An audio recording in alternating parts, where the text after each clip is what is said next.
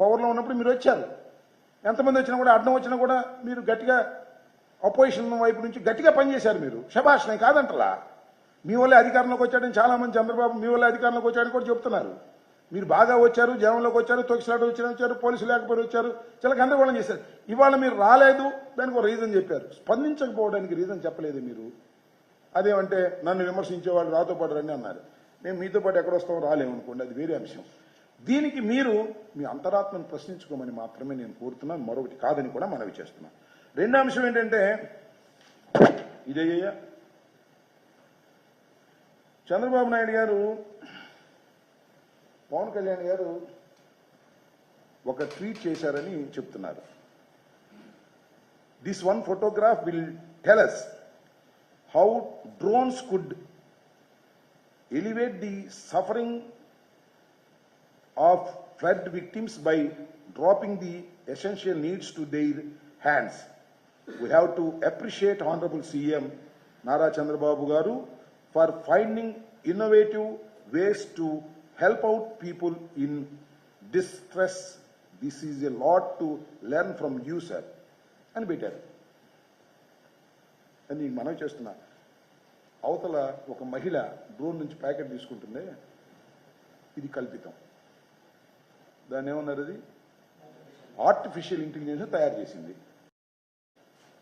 దీన్ని సర్క్యులేట్. చంద్రబాబు అంతా ఇంతే, ఆయన జీవితం అంతా ఇంతే.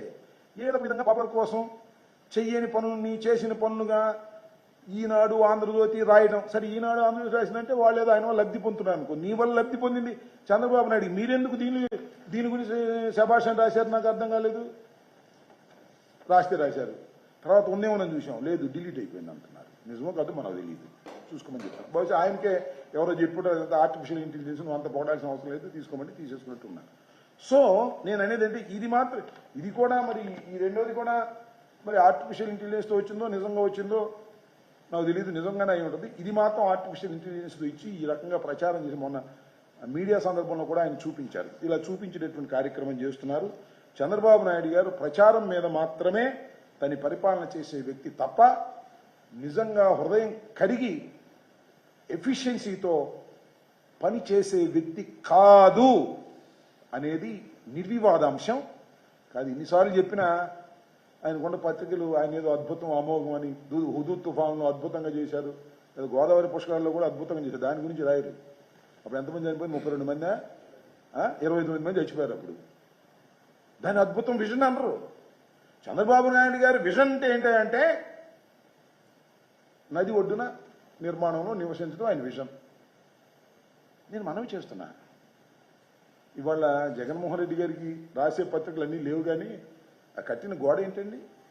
కృష్ణలంక మునక్కోకుండా ఇంత పెద్ద వరద వచ్చినా కృష్ణలంకలో ఒక్క ఇంటిలో కూడా వర్షం నీరు కానీ వరద నీరు కానీ వెళ్ళకోకుండా రక్షించింది